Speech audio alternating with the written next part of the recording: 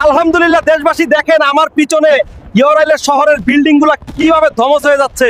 আবার ওই দেশের নেতার মৃত্যুর খবর শোনা যাচ্ছে। খবরটা সত্যি হোক, সবাই মন থেকে দোয়া করবেন, ভিডিওটা শেয়ার করে সবাইকে জানিয়ে দেন। কিরে কিরে শকিনার মা, তোর বাপের বাড়ি থেকে এখনো ঈদের মার্কেট আসে নাই কে? আর কবে দিব? জলদি দিতে বল ঈদের মার্কেটটা। ওরে ফকিন্নি রে, লজ্জা করে না? শ্বশুর বাড়ি জিনিস চাও, নিজের মুরাদ নাই ঈদের মার্কেট করার জন্য আমার বাপের বাড়ি তুমি কি টাকা কামাই করে দিয়েছো? আমরা সবাই পথ হারিয়ে এই জঙ্গলে চলে আসছি। আমরা ঈদের বাড়ির উদ্দেশ্যে রওনা দিয়েছিলাম, গাড়ি নষ্ট হয়ে যাওয়া আমাদের এই অবস্থা। বাবারা আপনারা ভিডিওটা শেয়ার করে আমাদের আত্মীয় স্বজনদের খুঁজে পাওয়ার সুযোগ করে দিবেন। মা, আজকে তো ঈদের দিন, দেখো সবাই নতুন জামা কাপড় পরছে, কত আনন্দ করছে। আমার জামা কাপড় কোথায়? নতুন জামা দাও। বাবা রে, তোর বাপ মরে গেছে, তোর জামা কাপড় কে দিব? আল্লাহ যা কেন কর। আল্লাহ যা করে করে, মন খারাপ করিস না, বাপের জন্য দোয়া করিস। মা দেখো সবাই সবার বাবার কাছ থেকে ঈদের বোনাস নিতেছে, আমাকে কেউ ঈদের বোনাস দেয় না। আমাকে ঈদের বোনাস দাও। বাবা রে, আজকে তোর বাপ বাইচা নাই, কে টাকা দিব? মন খারাপ করিস না। দেশবাসী, এই ঈদে মাংসের চাহিদা বেশি, যার কারণে এই অসাধু ব্যবসায়িক টাকার জন্য কুকুরের মাংসকে গরুরের মাংস বলে বিক্রি করে দিচ্ছে।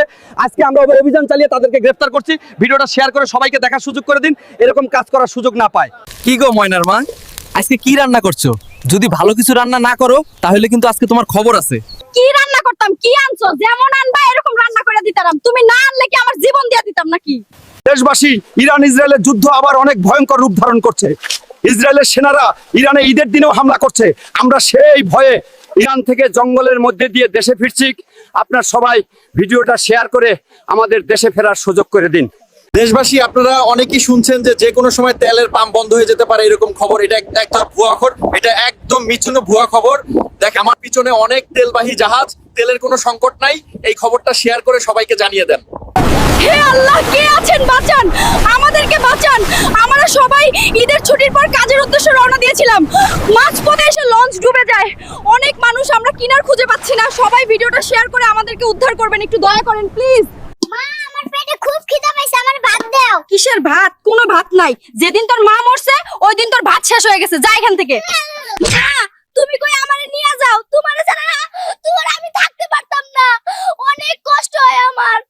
দেশবাসী, আপনারা জানেন 30 জন যাত্রী নিয়ে একটি বাস নদীতে অরে গিয়েছিল। সেই বাসটিকে অনেক চেষ্টার পর আমরা উদ্ধার, বাসটিতে থাকা অনেক যাত্রী প্রাণ হারিয়েছে, আবার কিছু যাত্রীকে জীবিত অবস্থায় উদ্ধার করা হয়েছে। নিহত যাত্রীর জন্য মন থেকে দোয়া রইল।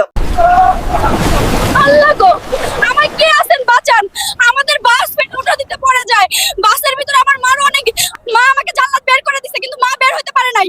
ভিডিওটা শেয়ার করে আমার আত্মীয় স্বজনের খোঁজ নেওয়ার সুযোগ করে দিন। দেশবাসী, আমরা ঈদের ছুটি শেষে